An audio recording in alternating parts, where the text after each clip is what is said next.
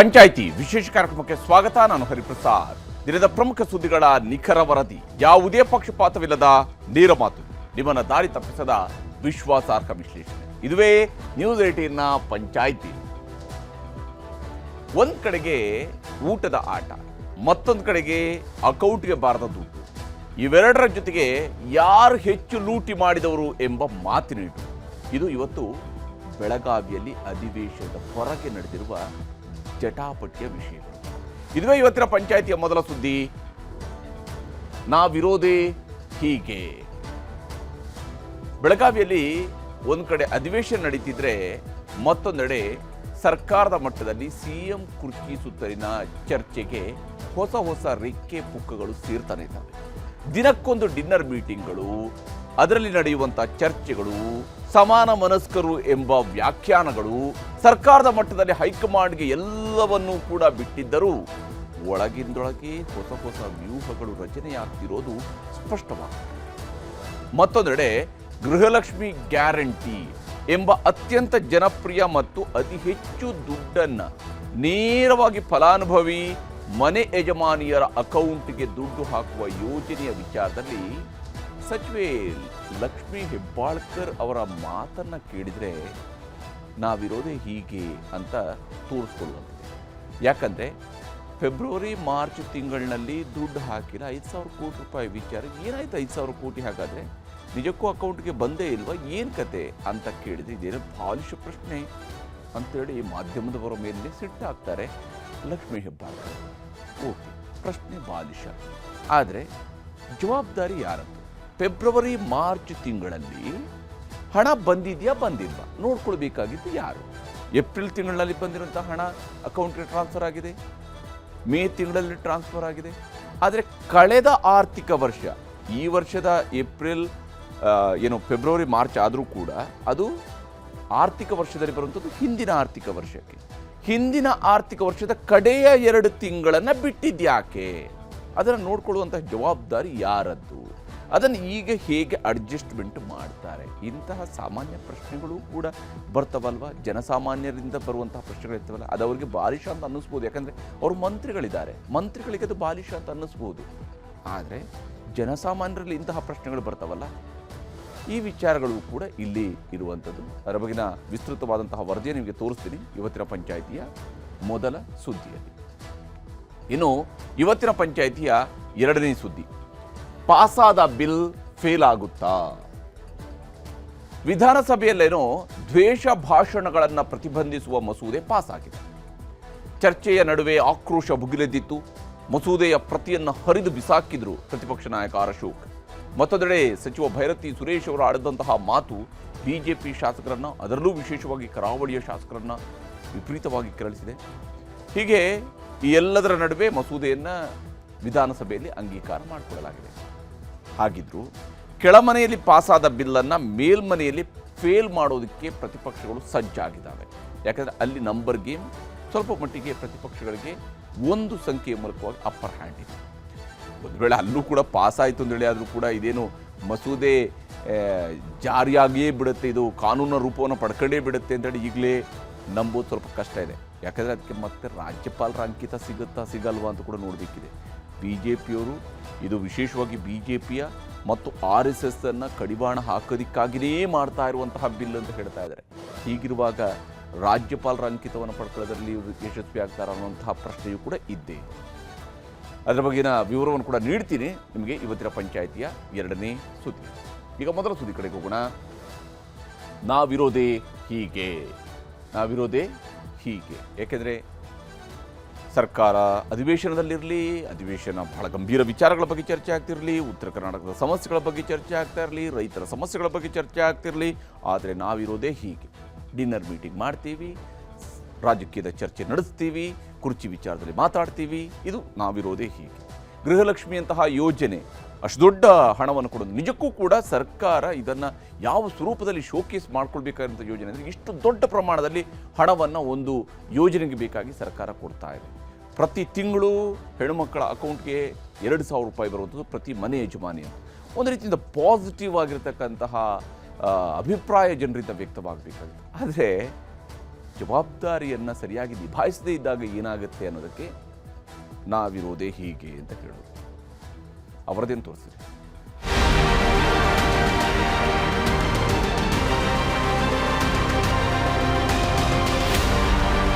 ಸಮಾನ ಮನಸ್ಕ ಶಾಸಕರನ್ನ ಅವರು ನಿನ್ನೆ ರಾತ್ರಿ ಊಟಕ್ಕೆ ಕರೆಸಿದ್ರೆ ನಾನು ಹೋಗಿದ್ದೆ.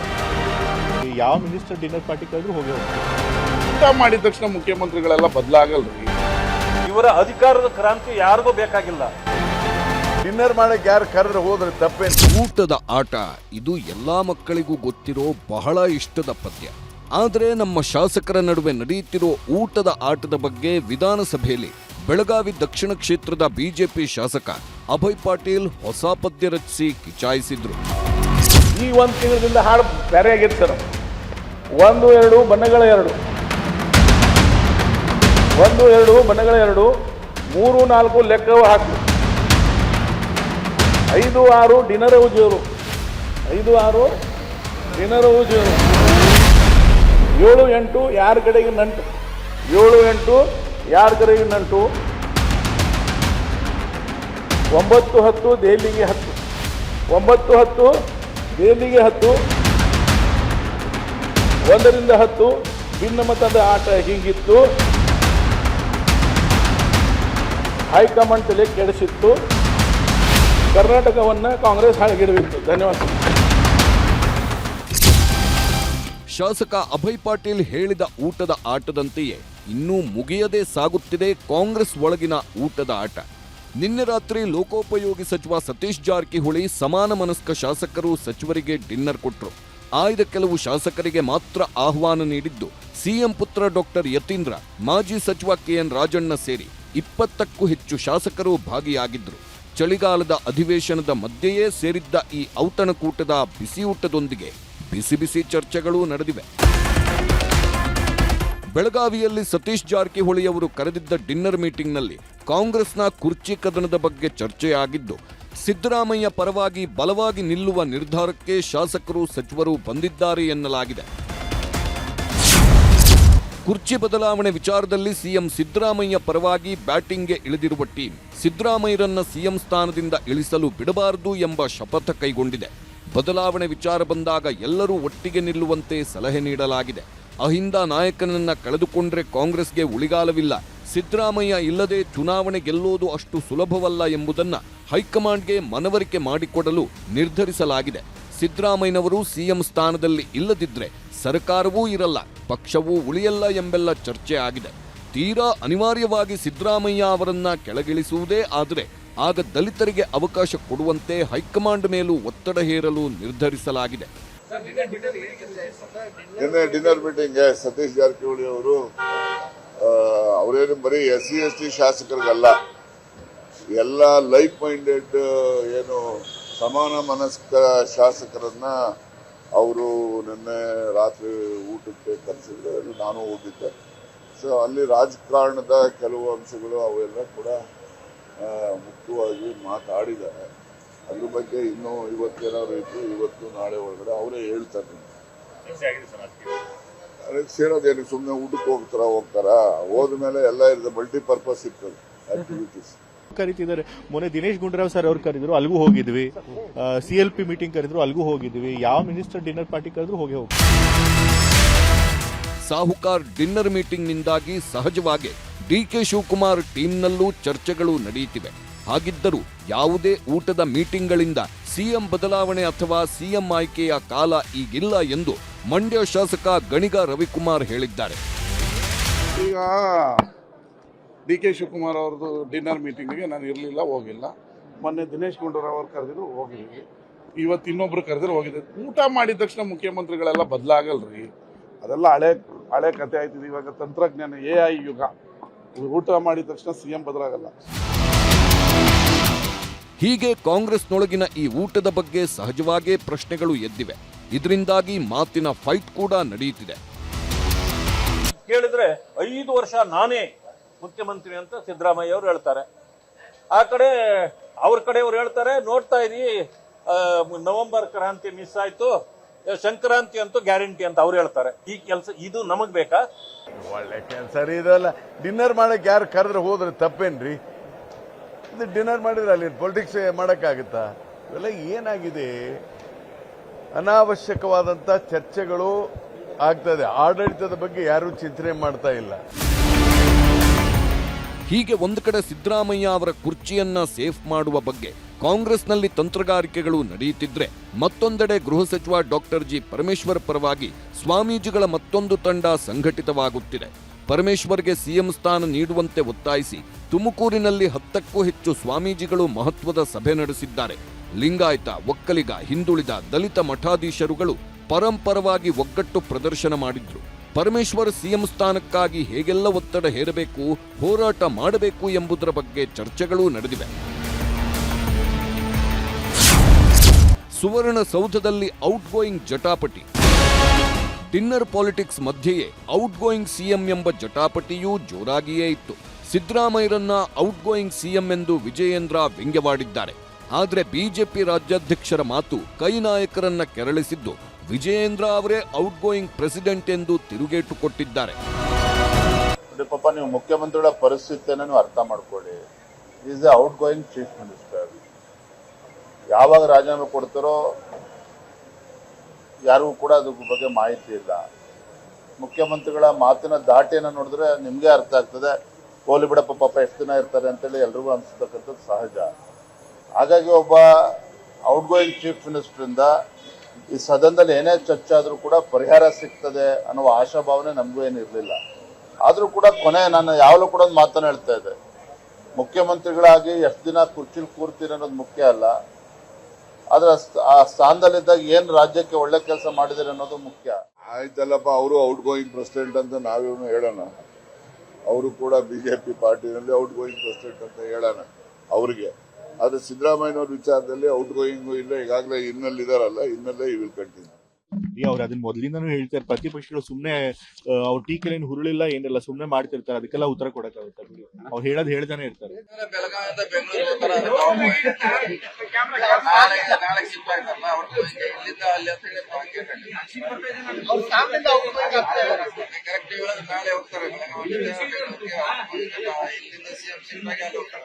ಅದೇ ನಾವ್ಗೆ ಬಿಜೆಪಿ ಪ್ರೆಸಿಡೆಂಟ್ ಕೇಳಿ ಎಷ್ಟು ದಿವಸ ಅವ್ರು ಇರ್ತಾರಂತ ಕೇಳಿ, ಅಶೋಕ್ ಅವ್ರಿಗೆ ಎಷ್ಟು ದಿವಸ ಅವ್ರು ಇರ್ತಾರಂತ ಕೇಳಿ, ನಮ್ಮ ಮುಖ್ಯಮಂತ್ರಿಗಳು ಹೇಳಿದ್ದಾರೆ ಏನ್ರಿ, ನಮ್ಮ ಕಾಂಗ್ರೆಸ್ ಹೈಕಮಾಂಡ್ ಇವತ್ತು ಸಹ ನಿರ್ಣಯ ಮಾಡುವವರೆಗೆ ನಾನು ಇರ್ತೀನಿ ಅಂತ ಅನ್ನೋದನ್ನ ಬಹಳ ಸ್ಪಷ್ಟವಾಗಿ ಹೇಳಿದಾನೆ. ಈಗ ಸಿಎಂ ಕುರ್ಚಿ ಖಾಲಿ ಇಲ್ಲ ನಮ್ಮಲ್ಲಿ. ಇದೆಲ್ಲ ಒಂದೆಡೆ ನಡೆಯುತ್ತಿದ್ರೆ, ಮತ್ತೊಂದೆಡೆ ವಿಜಯೇಂದ್ರ ಹೇಳಿದ ಇನ್ನೊಂದು ಡಿಸಿಎಂ ಡಿಕೆ ಶಿವಕುಮಾರ್ ಅವರನ್ನ ಕೆರಳಿಸಿದೆ. ಕಾಂಗ್ರೆಸ್ ಸರ್ಕಾರದ ಲೂಟಿಯಿಂದಾಗಿ ಖಜಾನೆ ಖಾಲಿಯಾಗಿದೆ ಎಂಬ ವಿಜಯೇಂದ್ರ ಮಾತಿನಿಂದ ಕೆರಳಿರುವ ಡಿಸಿಎಂ, ವಿಜಯೇಂದ್ರ ಕಾರಣದಿಂದ ಅವರ ಅಪ್ಪ ಅಧಿಕಾರ ಕಳೆದುಕೊಂಡ್ರು, ಅವರು ಕಲೆಕ್ಷನ್ ಕಿಂಗ್ ಎಂದು ಬಿಸಿ ಮುಟ್ಟಿಸಿದ್ರು. ಇದು ವಿಜಯೇಂದ್ರ ಅವರನ್ನ ಕೆರಳುವಂತೆ ಮಾಡಿದೆ. ದುಡ್ಡು ಹೊಡೆಯೋರಿಗೆ ಬಡವರಾದ್ರೇನು, ಶ್ರೀಮಂತರಾದ್ರೇನು, ಇವ್ರಿಗೆ ರಾಜ್ಯದಲ್ಲಿ ಇವತ್ತು ಲೂಟಿ ಮಾಡಿ ಖಜಾನೆಯನ್ನ ಖಾಲಿ ಮಾಡಿ ಕಾಂಗ್ರೆಸ್ ಹೈಕಮಾಂಡ್ಗೂ ಕೂಡ ತೃಪ್ತಿ ಪಡಿಸಿ ತಾವು ಅಧಿಕಾರದಲ್ಲಿ ಮುಂದುವರಿಬೇಕು. ಒಂದೇ ಹೊತ್ತು ಈ ಸರ್ಕಾರದಲ್ಲಿ ನಡೀತಾ ಇರುವಂತದ್ದು. ಅಸೆಂಬ್ಲಿಲಿ ಮಾತಾಡಕ್ಕೆ ಹೇಳಿ, ಎಲ್ಲ ತಪ್ಪಿಸ್ಕೊಂಡೆಲ್ಲ ಹೋಗಿ ಎಲ್ಲ ಇರೋದಲ್ಲ, ಬಂದಿರು ಮಾತಾಡಿದೆ ಅಸೆಂಬ್ಲಿಲಿ. ಅದು ಯಾವ ಖಜಾನೆ, ಯಾವ ಕಲೆಕ್ಷನ್ನು, ಅವ್ರ ಕಲೆಕ್ಷನ್ನು, ಅವ್ರ ಅಕೌಂಟ್ಗಳು, ಅವ್ರ ಟ್ರಾನ್ಸ್ಫರ್ಗಳೆಲ್ಲ ಬಿಡಿಸ್ಬೇಕಾ? ಬಂದು ಅಸೆಂಬ್ಲಿಲಿ ಮಾತಾಡಕ್ಕೆ ಹೇಳಿ, ಮಾತಾಡ್ತೀವಿ. ನಮಗೂ ಗೊತ್ತಿದೆ ಏನು ಮಾತಾಡ್ಬೇಕು ಅಂತ. ಮಾತಾಡ್ಬೇಕಾದ್ರೆ ಬಹಳ ಇತಿಮಿತಿಯಿಂದ ಪಕ್ಷದ ಅಧ್ಯಕ್ಷರೇ ಮಾಡ್ಕೊಳ್ಳಿ. ಏನ್ ಖಜಾನೆ, ಯಾರ ಕಲೆಕ್ಷನ್ನು, ಕಲೆಕ್ಷನ್ ಏನಾದ್ರು ಇವತ್ತು ಕಿಂಗ್ ಅಂತಂದ್ರೆ ವಿಜೇಂದ್ರ, ಅವ್ರ ಅಪ್ಪನ ಹೆಸರು ಇವತ್ತೇನಾದ್ರು ಇಳಿಸ್ಬೇಕಾದ್ರೆ ವಿಜೇಂದ್ರ, ಅದನ್ನ ಮರಿಬಾರದು. ಡಿ ಕೆ ಶಿವಕುಮಾರ್ ಅವ್ರಿಗೆ ನಾನು ಒಂದು ಕಿವಿ ಮಾತನ್ನು ಹೇಳ್ತೇನೆ, ಬಹುಶಃ ನಿಮ್ಮ ಬಾಯಲ್ಲಿ ಭ್ರಷ್ಟಾಚಾರದ ಬಗ್ಗೆ ಮಾತನಾಡದೇ ಇದ್ರೆ ಒಳ್ಳೇದು. ರಾಜ್ಯದ ರಾಜಕೀಯ ಇತಿಹಾಸದಲ್ಲಿ ಭ್ರಷ್ಟಾಚಾರದ ಪಿತಾಮಹರು ಯಾರು ಅಂತ ಹೇಳಿದ್ರೆ ಡಿ ಕೆ ಶಿವಕುಮಾರ್ ಅವರು. ನಿಮ್ಮ ಕಾಂಗ್ರೆಸ್ ಪಕ್ಷದಲ್ಲಿ ಕೇಳಿದ್ರೆ ಹೇಳ್ತಾರೆ, ಯಾರ ಹೆಸರು ಹೇಳಬೇಕು ಅವ್ರನ್ನ ಹೇಳ್ತಾರೆ. ಹಾಗಾಗಿ ನಿಮ್ಮ ಬಾಯಲ್ಲಿ ಭ್ರಷ್ಟಾಚಾರದ ಬಗ್ಗೆ ಮಾತನಾಡದೇ ಇದ್ರೆ ಒಳ್ಳೇದು. ಯಾವ ಪುರುಷಾರ್ಥಕ್ಕೆ ಮಾತನಾಡ್ತಾ ಇದ್ದೀರಿ? ಹೀಗೆ ಒಂದು ಕಡೆ ಮಾತಿನ ಮಲ್ಲಯುದ್ಧ ನಡೆಯುತ್ತಿದ್ರೆ, ಮತ್ತೊಂದೆಡೆ ಗೃಹಲಕ್ಷ್ಮಿ ಅವರಿಗೆ 2 ತಿಂಗಳ ಕಂತಿನ ಹಣ ಹಾಕದ ವಿಚಾರವನ್ನ ಪ್ರಶ್ನಿಸಿದ್ದಕ್ಕೆ ಮಹಿಳಾ ಮತ್ತು ಮಕ್ಕಳ ಕಲ್ಯಾಣ ಸಚಿವೆ ಸಿಟ್ಟಾಗಿದ್ದಾರೆ. ಗೃಹಲಕ್ಷ್ಮಿ ದುಡ್ಡು ಹಾಕೋದ್ರಲ್ಲಿ ವಿಳಂಬ ಆಗಿದ್ದಲ್ಲಿ ಸರ್ಕಾರದ ಇಲಾಖೆಗಳಲ್ಲೇ ಗೊಂದಲ ಸೃಷ್ಟಿಯಾಯಿತ. ಈ ವರ್ಷದ ಫೆಬ್ರವರಿ ಮಾರ್ಚ್ ತಿಂಗಳಲ್ಲಿ ಗೃಹಲಕ್ಷ್ಮಿ ಗ್ಯಾರಂಟಿಯ ಹಣವನ್ನ ಫಲಾನುಭವಿಗಳ ಅಕೌಂಟ್ಗೆ ಹಾಕಿಲ್ಲ ಎಂಬ ಸತ್ಯವನ್ನ ಬುಧವಾರ ಸದನದಲ್ಲಿ ಒಪ್ಪಿಕೊಂಡು ಸಚಿವೆ ಲಕ್ಷ್ಮೀ ಹೆಬ್ಬಾಳ್ಕರ್ ಕ್ಷಮೆಯಾಚಿಸಿದ್ರು. ಹಾಗಿದ್ದರೂ ಗೃಹಲಕ್ಷ್ಮಿ ವಿಚಾರದಲ್ಲಿ ಯಾವಾಗ ದುಡ್ಡು ಬರುತ್ತೆ ಎಂಬ ಗೊಂದಲ ಪರಿಹಾರವಾಗಿಲ್ಲ. ಇದರ ನಡುವೆ ಸಚಿವೆ ಲಕ್ಷ್ಮೀ ಹೆಬ್ಬಾಳ್ಕರ್ ಹಣ ಹಾಕದಿರುವುದಕ್ಕೆ ಹಣಕಾಸು ಇಲಾಖೆಯತ್ತ ಬೊಟ್ಟು ಮಾಡುತ್ತಿದ್ದಾರೆ. ನಾವು ಪ್ರತಿ ತಿಂಗಳು ಫೈಲ್ ಕಳಿಸ್ತೇವೆ, ಅವರು ಕ್ಲಿಯರ್ ಮಾಡಿದ ತಕ್ಷಣ ಫಲಾನುಭವಿಗಳಿಗೆ ಹಾಕ್ತೇವೆ ಎಂದಿರುವ ಸಚಿವೆ ಲಕ್ಷ್ಮೀ ಹೆಬ್ಬಾಳ್ಕರ್ 2 ತಿಂಗಳ ಹಣ ಹಾಗಿದ್ದರೆ ಎಲ್ಲೋಯ್ತು ಎಂದು ಪ್ರಶ್ನಿಸಿದ್ದಕ್ಕೆ ಮಾಧ್ಯಮದವರ ಮೇಲೆಯೇ ಸಿಟ್ಟಾದ್ರು. ಮಾರ್ಚ್ ಮತ್ತು ಫೆಬ್ರವರಿದಲ್ಲಿದು ಹೆಚ್ಚು ಕಡಿಮೆ ಆಗಿದ್ರೆ ಅದು ಫೈನಾನ್ಸ್ ಮಿನಿಸ್ಟರ್ ಸಿಎಂ ಸಾಹೇಬರು ಅದಕ್ಕೆ ಉತ್ತರ ಸದನದಲ್ಲಿ ಕೊಡ್ತಾರೆ. ಮತ್ತು ಆ ರೀತಿ ಆಗಿದ್ರೆ ಖಂಡಿತವಾಗ್ಲೂ ಅದನ್ನು ಕ್ಲಿಯರ್ ಹಣಕಾಸು ಇಲಾಖೆಯಿಂದ ಕ್ಲಿಯರೆನ್ಸ್ ಆಗಿದೆ, ಆದ್ರೂ ಕೂಡ ಈ ದುಡ್ಡು ಎಲ್ಲೋಯ್ತು ಅವ್ರು ಕೇಳ್ತಾರೆ ಅಂತ ನೀವು ಒಂದ್ ನಿಮಿಷ ಬ್ರದರ್. ನಿಮ್ಗೆ ಪ್ರತಿಯೊಬ್ಬರಿಗೂ ಕೂಡ ಇವತ್ತು ರೈಟ್ ಟು ಇನ್ಫಾರ್ಮೇಶನ್ ಆಕ್ಟ್ ಇದೆ ಅಲ್ವಾ? ತಾವು ಕೂಡ ವಿದ್ಯಾವಂತರು, ತಾವೆಲ್ಲ ನನ್ನನ್ನು ಕ್ವಶನ್ ಮಾಡ್ತಾ ಇದ್ದೀರಾ, ನೀವು ಅವ್ರಿಗೆ ಈ ರೀತಿ ಕ್ವಶನ್ ಮಾಡಿ. ಆದರೆ ಇಲ್ಲಿ ಬಾಲಿಶ ಪ್ರಶ್ನೆ ಎನ್ನುತ್ತಿರುವ ಸಚಿವೆ ಲಕ್ಷ್ಮೀ ಹೆಬ್ಬಾಳ್ಕರ್ ತಮ್ಮ ಇಲಾಖೆಯ ಜವಾಬ್ದಾರಿ ನಿರ್ವಹಿಸುವಲ್ಲಿ ಆಗಿರುವ ವೈಫಲ್ಯದಿಂದ ನುಣುಚಿಕೊಳ್ಳುವ ಪ್ರಯತ್ನ ಮಾಡಿದ್ದಾರೆ. ಆದರೆ ಸಚಿವೆ ಈ ರೀತಿಯಲ್ಲಿ ಉತ್ತರ ಕೊಡುತ್ತಿದ್ರೆ ಪ್ರತಿ ತಿಂಗಳು ಸರಿಯಾಗಿ ಅಕೌಂಟ್ಗೆ ದುಡ್ಡು ಹಾಕದ ಸರ್ಕಾರದ ಬಗ್ಗೆ ಗೃಹಲಕ್ಷ್ಮಿ ಅವರು ಸಿಟ್ಟಾಗಿದ್ದಾರೆ. ಅಲ್ಲ, ಮಾತು ಕೊಡಬಾರ್ದು ಒಂದ್ರಿ, ಮಾತು ಕೊಟ್ಟ ಮೇಲೆ ಕಂಟಿನ್ಯೂ ಹಾಕ್ಬೇಕು. ಏನು ಸರಿಯಾಗಿ ಕೊಡಂಗಿದ್ರೆ ಕೊಡ್ಬೇಕು, ಇಲ್ಲಾಂದ್ರೆ ಕೊಡಬಾರ್ದು. ಈಗ 3 ತಿಂಗಳಿಂದ ಬಂದಿಲ್ರಿ, ಮತ್ ನಾವ್ ಏನ್ ಮಾಡುದ್ರಿ? ಮತ್ ಓಟ್ ಹಾಕ್ಯಾರ ಏನ್ ಉಪಯೋಗ್ರಿ? ನಾವು ಮಾತು ನಡ್ಸ್ಕೊಂಡ್ಬೇಕಲ್ಲ 5 ವರ್ಷ. ಆ ಮಾತು ಕರೆಕ್ಟಾಗಿ ಹೇಳಿರೋದು ನಡೆಸ್ಬೇಕಲ್ಲ 5 ವರ್ಷ. ಓಟ್ ಹಾಕುವಾಗ ನೀವು ಓಟ್ ಹಾಕ್ರಿ ಅದಾಕ್ರಿ ಅಂತಾರ್ರಿ, ಹಿಂದಗಡೆಗೆ ರೊಕ್ಕ ಹಾಕಲ್ರಿ ಸರ್. ಅವ್ರಿಗೆ ಗೆಲ್ಲಿಸ್ತೀವಿ, ನಮ್ಗೆ ಮೋಸ ಮಾಡ್ರೆ ಹಂಗಿಲ್ಲ. ಈ ಸರ್ಕಾರ ಕಿವಿನೂ ಕೇಳಿಸಲ್ಲ, ಕಣ್ಣು ಕಾಣಿಸಲ್ಲ, ಕುರುಡ ಸರ್ಕಾರ ಸರ್ ಇದು. ಎಲೆಕ್ಷನ್ ಟೈಮ್ ಬರ್ಲಿ, ಆವಾಗ ನೋಡೋದು ಯಾರು ನಮ್ಗೆ ಅನುಕೂಲವಾಗಿರ್ತಾರೋ ಅವ್ರ ಎಲೆಕ್ಷನ್ ಓಟ್ ಹಾಕೋದು. ಎಲೆಕ್ಷನ್ನೇ ಹಬ್ಬ ಇದ್ರೆ ಮಾತ್ರ ಹಾಕ್ತಾರೆ, ಬರೋವ್ರಿಗೆ ಬರ್ತಾನೆ ಐತೆ, ಬಂದಿಲ್ಲ ಅವ್ರಿಗೆ ಬರ್ತಾ ಇಲ್ಲ.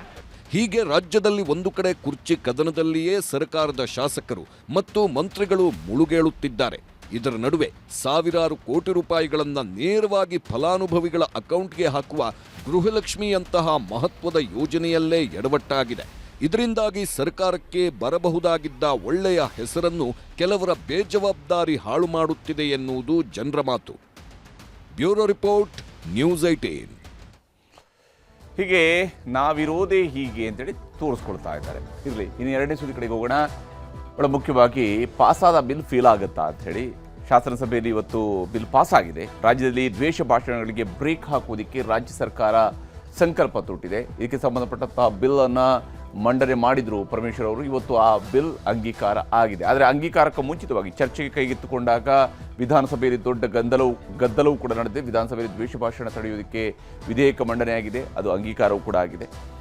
ಬಿಲ್ ಪ್ರತಿಯನ್ನು ಹರಿದು ಬಿಸಾಕಿ ಆಕ್ರೋಶವನ್ನು ವ್ಯಕ್ತಪಡಿಸಿದ್ದಾರೆ ಪ್ರತಿಪಕ್ಷ ನಾಯಕ ಆರ್ ಅಶೋಕ್. ಮೊನ್ನೆ ಶಾಸಕರೆಲ್ಲ ಹರಿದು ಬಿಸಾಕ್ತಿದ್ರು, ಸಸ್ಪೆಂಡ್ ಆದ ನಂತರ ಅವರು ಯಾರು ಹರಿದು ಬಿಸಾಕ ಹೋಗಿಲ್ಲ, ಪ್ರತಿಪಕ್ಷ ನಾಯಕರೇ ಹರಿದು ಬಿಸಾಕಿದ್ದಾರೆ. ಗದ್ದಲದ ಮಧ್ಯೆ ಏಕವಚನದಲ್ಲಿ ಬೈದಾಡಿಕೊಂಡಿದ್ದಾರೆ ಸಚಿವ ಭೈರತಿ ಸುರೇಶ್ ಹಾಗೂ ಬಿಜೆಪಿ ಶಾಸಕ ಚನ್ನಬಸಪ್ಪ. ಕರಾವಳಿಯವರು ಬೆಂಕಿ ಹಾಕ್ತಾರೆ ಎಂಬ ಕಾಂಗ್ರೆಸ್ ಅವರ ಮಾತಿಗೆ ಕರಾವಳಿ ಭಾಗದ ಶಾಸಕರು ಆಕ್ರೋಶವನ್ನು ಹೊರಹಾಕಿದ್ದಾರೆ. ಅದು ಹೆಂಗೆ ಎಲ್ಲ ಕರಾವಳಿಯವರು ಕೂಡ ಬೆಂಕಿ ಹಾಕ್ತಾರೋ ಗೊತ್ತಿಲ್ಲ, ಭೈರತಿ ಸುರೇಶ್ ಅವರು ಹೇಳಬೇಕದು. ಕರಾವಳಿ ಬಗ್ಗೆ ಮಾತನಾಡಿದ ಸಚಿವರು ಕೂಡಲೇ ಕ್ಷಮೆ ಕೇಳಬೇಕು ಅಂದರೆ ಶಾಸಕರು ಪಟ್ಟು ಹಿಡಿದಿದ್ದಾರೆ, ಕ್ಷಮೆಗೆ ಆಗ್ರಹಿಸಿದ್ದಾರೆ. ಸ್ಪೀಕರ್ ಯುಟಿ ಖಾದರ್ ವಿರುದ್ಧ ಆಕ್ರೋಶವನ್ನು ವ್ಯಕ್ತಪಡಿಸಿ ಸದನದ ಬಾವಿಗಿಳಿದು ಶಾಸಕರು ಪ್ರತಿಭಟನೆಯನ್ನು ನಡೆಸಿದರು. ಪ್ರತಿಪಕ್ಷಗಳ ಗಲಾಟೆ ಗದ್ದಲಗಳ ಮಧ್ಯೆಯೇ ವಿಧೇಯಕ ಅಂಗೀಕಾರ ಆಗೋಗಿದೆ. ಸದನದಲ್ಲಿ ಈ ವಿಚಾರಕ್ಕೆ ಸಂಬಂಧಪಟ್ಟಂತೆ ಸರ್ಕಾರ ಯಾವ ಸ್ವರೂಪದಲ್ಲಿ ಈ ಒಂದು ಮಸೂದೆಯನ್ನು ತಂದಿದೆ ಅಂತೇಳಿ ನೋಡಬೇಕು. ಸರ್ಕಾರದ ಅಸ್ತ್ರ ಸಮಾಜದ ಶಾಂತಿಗೆ ಧಕ್ಕೆಯಾಗುವ ಭಾಷಣಗಳಿಗೆ ಬ್ರೇಕ್. ಪ್ರತಿಪಕ್ಷಗಳು ಹೇಳ್ತಿರೋದು ಬಿಜೆಪಿ ಜೆಡಿಎಸ್ ನಾಯಕರ ಮಾತುಗಳಿಗೆ ಅಂಕುಶ ಹಾಕೋದಕ್ಕಾಗಿಯೇ ಈ ಮಸೂದೆ ತಂದಿದ್ದಾರೆ ಅಂತೇಳಿ. ದ್ವೇಷ ಭಾಷಣ ಮೂಲಕ ಸಮಾಜದಲ್ಲಿ ಅಶಾಂತಿ ಅಂತೇಳಿ ಸರ್ಕಾರ ಹೇಳ್ತಾ ಇದೆ. ಬಿಜೆಪಿ RSS ಮೇಲೆ ನೇರ ಗದಾಪ್ರಹಾರ ಅಂತೇಳಿ ಇದನ್ನು ಪ್ರತಿಪಕ್ಷ ಟೀಕಿಸ್ತಾ ಇದೆ. ಕೊಲೆ, ಹೊಡೆದಾಟ, ದೊಂಬಿ ಇವುಗಳಿಂದ ನೆಮ್ಮದಿ ತರುವಂತಹ ಉದ್ದೇಶ ನಮ್ಮದು ಅಂತೇಳಿ ಸರ್ಕಾರ ಪ್ರತಿಪಾದಿಸ್ತಾ ಇದೆ. ದ್ವೇಷ ರಾಜಕಾರಣದ ಮತ್ತೊಂದು ಮಜಲು ಅಂತೇಳಿ ಪ್ರತಿಪಕ್ಷ ಇದನ್ನು ವ್ಯಾಖ್ಯಾನಿಸಿದೆ. ಇನ್ನು ಜನರ ನೆಮ್ಮದಿಯೇ ಸರ್ಕಾರಕ್ಕೆ ಆದ್ಯತೆ ಅಂತೇಳಿ ಸರ್ಕಾರ ಹೇಳಿಕೊಂಡ್ರೆ ಗೂಂಡಾಗಿರಿ, ಎಮರ್ಜೆನ್ಸಿ ಮಾದರಿಯ ಕಾಯ್ದೆಯನ್ನು ತಂದಿದ್ದಾರೆ ಅಂತ ಹೇಳಿ ಪ್ರತಿಪಕ್ಷದವರು ಆಕ್ರೋಶವನ್ನು ವ್ಯಕ್ತಪಡಿಸಿದ್ದಾರೆ ಈ ಬಿಲ್ಗೆ ಸಂಬಂಧಪಟ್ಟಂತೆ. ಈ ವಿಚಾರದಲ್ಲಿ ಅಶೋಕ್ ಹಾಗೂ ವಿಜೇಂದ್ರ ಏನು ಹೇಳಿದ್ದಾರೆ ಅಂತ ಭಾಷಣ ಮಾಡಿದವರು ಮೊನ್ನೆ ಬಿಜೆಪಿಯ ಸೋಷಿಯಲ್ ಮೀಡಿಯಾದಲ್ಲಿ ಕಳೆದ 2 ತಿಂಗಳಲ್ಲಿ ಎಷ್ಟು ಜನದ ಮೇಲೆ ಕೇಸ್ ಹಾಕಿದ್ರ? ಅವಾಗ 20 ಜನದ ಮೇಲೆ ಕೇಸ್ ಹಾಕಿದ್ರ. ಆಗ್ಲೇ ಕೆಲವರು 5 ದಿನ 6 ದಿನ ಜೈಲಲ್ಲಿ ಬಂದಿದ್ದಾರೆ, ಕೆಲವರು 20 ದಿನ ಜೈಲಲ್ಲಿ ಬಂದಿದ್ದಾರೆ ಈಗಾಗಲೇ ಇರೋ ಕಾನೂನಲ್ಲಿ. ಅಂದ್ರೆ ಇವರ ಉದ್ದೇಶ ಬಿಜೆಪಿಯನ್ನ ಬಗ್ಬಡಿಬೇಕು, JDS ಅನ್ನ ಬಗ್ಬಡಿಬೇಕು ಅನ್ನೋ ಒಂದೇ ಒಂದು ಕಾರಣಕ್ಕೆ ತಂದಿದ್ದಾರೆ. ಬೆಂಗಳೂರಿನ ವಿಧಾನಸೌಧದಲ್ಲಿ ಪಾಕಿಸ್ತಾನ್ ಜಿಂದಾಬಾದ್ ಅಂತ ಹೇಳಿದಾಗ ಎಲ್ಲೋಗಿತ್ತು ತಾಕತ್ತಿ ಸರ್ಕಾರಕ್ಕೆ? ಇಂಥ ಲಜ್ಜೆಗೆಟ್ಟ ಕಾಂಗ್ರೆಸ್ ಸರ್ಕಾರ ಅಥವಾ ಪಾಕಿಸ್ತಾನ್ ಜಿಂದಾಬಾದ್ ಅಂತ ಯಾವನು ಘೋಷಣೆಗೆ ಹೋಗಿದ್ದ ಅವನು ಒದ್ದು ಒಳಗಾಕ್ಬೇಕಾಗಿತ್ತು. ಅದನ್ನ ಇವ್ರು ಮಾಡಲಿಲ್ಲ ಕಾಂಗ್ರೆಸ್ ಸರ್ಕಾರ. ಇವತ್ತು ಹೇಟ್ ಸ್ಪೀಚ್ ಬಿಲ್ ಅಂತೇಳಿ ನೆಪ ಮಾಡಿಕೊಂಡು ಪ್ರಜಾಪ್ರಭುತ್ವದ ಕಗ್ಗೊಲೆ ಮಾಡೋಕೆ ಹೊರಟಿದ್ದಾರೆ. ಅದು ಅಕ್ಷಮ್ಯ ಅಪರಾಧ. ಇವತ್ತು ವಿರೋಧ ಪಕ್ಷವನ್ನ ಮಟ್ಟ ಹಾಕುವಂತ ಕೆಲಸ ಇದು. ಹೇಟ್ ಸ್ಪೀಚ್ ಬಿಲ್ ಅಲ್ಲ, ಹೇಟ್ ಅಪೋಸಿಷನ್ ಬಿಲ್ ಇವತ್ತು ಕಾಂಗ್ರೆಸ್ ಸರ್ಕಾರ ತಂದಿರುವಂತದ್ದು. ಹೀಗೆ ಪ್ರತಿಪಕ್ಷದ ನಾಯಕರು ಹಾಗೆಯೇ ಬಿಜೆಪಿ ರಾಜ್ಯಾಧ್ಯಕ್ಷರು ಈ ಒಂದು ಬಿಲ್ ಅನ್ನು ತೀವ್ರವಾಗಿ ವಿರೋಧಿಸಿದ್ದಾರೆ. ಆದರೆ ಸದನದ ಒಳಗಡೆ ಅದು ಪಾಸ್ ಆಗಿದೆ. ಹಾಗಾಗಿ ನಂತರ ಬಾವಿಗಿಳಿದಂಥವರು ಸದನವನ್ನು ಬಹಿಷ್ಕರಿಸಿ ಹೊರಬಂದು ಮಾತನಾಡಿದ್ದಾರೆ. ಇದರ ನಡುವೆ ಪರಿಷತ್ನಲ್ಲಿ ಈ ಬಿಲ್ ಬಗ್ಗೆ ಒಂದು ಕುತೂಹಲ ಇದ್ದೇ ಇದೆ. ಅದೇನಂತ ಹೇಳಿದ್ರೆ, ವಿಧಾನಸಭೆಯಲ್ಲಿ ಪಾಸ್ ಆದಂತೆ ವಿಧಾನ ಪರಿಷತ್ನಲ್ಲಿಯೂ ಕೂಡ ಈ ಬಿಲ್ ಪಾಸ್ ಆಗುವಂಥದ್ದು ಸ್ವಲ್ಪ ಅನುಮಾನ ಇದ್ದೇ ಇದೆ. ಯಾಕೆ ಇದರ ಬಗ್ಗೆ ಅನುಮಾನ ಅಂತ ಹೇಳಿದರೆ, ಪರಿಷತ್ನಲ್ಲಿ ದ್ವೇಷ ಭಾಷಣ ಪ್ರತಿಬಂಧಕ ವಿಧೇಯಕವನ್ನು ಸೋಲಿಸೋದಕ್ಕೆ ಪ್ರತಿಪಕ್ಷಗಳು ನಿರ್ಧರಿಸಿದ್ದಾವೆ. ಅಲ್ಲಿ ಸಂಖ್ಯಾಬಲದಲ್ಲಿ ಒಂದು ಸಂಖ್ಯೆ ಜಾಸ್ತಿ ಇದೆ ಪ್ರತಿಪಕ್ಷಗಳಿಗೆ. ಹೀಗಾಗಿ ಪರಿಷತ್ ಸದಸ್ಯರ ಕಡ್ಡಾಯ ಹಾಜರಾತಿಗೆ ಉಭಯ ಪಕ್ಷಗಳಿಂದ ಕೂಡ ಮೌಖಿಕ ಸೂಚನೆಯನ್ನು ನೀಡಲಾಗಿದೆ. ಬಿಜೆಪಿ ಮತ್ತು JDSನ ಶಾಸಕರೆಲ್ಲರೂ ಕೂಡ, ಪರಿಷತ್ ಸದಸ್ಯರೆಲ್ಲರೂ ಕೂಡ ಹಾಜರಿರಬೇಕು ಅಂತ. ಹಾಗೆ ಕಾಂಗ್ರೆಸ್ನವರು ಕೂಡ ಹೇಳ್ತಾರೆ, ಮತ್ತು ಇದನ್ನು ವಿಪ್ ಕೂಡ ಅವರು ಜಾರಿ ಮಾಡ್ಕೊಳ್ಬೋದು. ದ್ವೇಷ ಭಾಷಣ ಪ್ರತಿಬಂಧಕ ವಿಧೇಯಕ ಮಂಡನೆ ಆಗುವ ಸಂದರ್ಭದಲ್ಲಿ ಕಡ್ಡಾಯ ಹಾಜರಿರಬೇಕು ಅಂತೇಳಿ ಸೂಚಿಸಲಾಗಿದೆ. ಆದರೆ ಕಡೆಗೆ ಈ ಬಿಲ್ಲನ್ನು ಮಂಡಿಸುವಾಗಲೂ ಕೂಡ ನೋಡ್ತಾರೆ, ಆ ಕಡೆ ನೋಡ್ತಾರೆ, ಎಷ್ಟು ಜನ ಇದ್ದಾರೆ ಎಷ್ಟು ಜನ ಇಲ್ಲ, ಇವುಗಳನ್ನು ನೋಡಿ ಮಂಡನೆ ಮಾಡಿರುವಂಥ ಇತಿಹಾಸವೂ ಕೂಡ ಇದೆ. ಹಾಗಾಗಿ ನಿಜಕ್ಕೂ ಇದನ್ನು ಬೀಳಿಸೋದಕ್ಕೆ ಮನಸ್ಸು ಮಾಡಿದರೆ ಬೀಳಿಸುವ ಅವಕಾಶ ವಿಧಾನ ಪರಿಷತ್ನಲ್ಲಿ ಇದೆ. ಪರಿಷತ್ನಲ್ಲಿ ಸಮಸಂಖ್ಯೆಯಲ್ಲಿ ಇರುವಂತಹ ಆಡಳಿತ ಮತ್ತು ಪ್ರತಿಪಕ್ಷ ಸದಸ್ಯರ ಸಂಖ್ಯೆ ಇದೆ. ಹೀಗಾಗಿ ಸಮಸಂಖ್ಯೆ ಆದಾಗ ಸಭಾಪತಿಯವರಿಗೆ ವೋಟಿಂಗ್ ಬರುತ್ತೆ. ಸಭಾಪತಿಯವರು ಬಿಜೆಪಿಯವರು ಆಗಿರೋದ್ರಿಂದಾಗಿ ಸಹಜವಾಗಿಯೇ ಈ ಬಿಲ್ಲನ್ನು ಬೀಳಿಸೋದಕ್ಕೆ ಅವಕಾಶ ಇದೆ. ಒಂದು ವೇಳೆ ಮತಕ್ಕೆ ಹಾಕುವ ಸಂದರ್ಭ ಬಂದರೆ ಒಟ್ಟಾಗಿ ವಿಧೇಯಕವನ್ನು ವಿರೋಧಿಸೋದಕ್ಕೂ ಕೂಡ ಸೂಚನೆಯನ್ನು ನೀಡಲಾಗಿದೆ. ಈ ಒಂದು ತಂತ್ರಗಾರಿಕೆಯನ್ನು ಹೆಣಿತಾ ಇದ್ದಾರೆ. ಆ ಮೂಲಕ ದ್ವೇಷ ಭಾಷಣ ಪ್ರತಿಬಂಧಕ ಕಾಯ್ದೆ ಏನಿದೆ, ಇದನ್ನು ಮಸೂದೆ ಏನಿದೆ, ಆ ಮಸೂದೆಯನ್ನು ಅಂಗೀಕಾರ ಆಗದಂಗೆ ನೋಡ್ಕೊಳ್ಬೇಕು ಅಂತ ರಾಜಕೀಯವಾಗಿ ಇದು ಬಿಜೆಪಿಗೆ ಬಹಳ ಮಹತ್ವ ಆಗುತ್ತೆ. ಈ ಕಾರಣಕ್ಕಾಗಿ ಆ ಒಂದು ರಾಜಕೀಯ ತಂತ್ರಗಾರಿಕೆಯನ್ನು ಹೆಣಿತಾ ಇದ್ದಾರೆ. ನಿಜಕ್ಕೂ ಈ ಶಾಸನಸಭೆಯಲ್ಲಿ ಅಂದರೆ ವಿಧಾನಸಭೆಯಲ್ಲಿ ಪಾಸ್ ಆಗಿರತಕ್ಕಂತಹ ಬಿಲ್ ಪರಿಷತ್ನಲ್ಲಿ ಫೇಲ್ ಆಗುತ್ತಾ ಅನ್ನುವಂತಹ ಕುತೂಹಲ ಇದ್ದೇ ಇರುವಂಥದ್ದು. ಇದಾಗಿತ್ತು ಇವತ್ತಿನ ಪಂಚಾಯಿತಿ. ನಮಸ್ಕಾರ.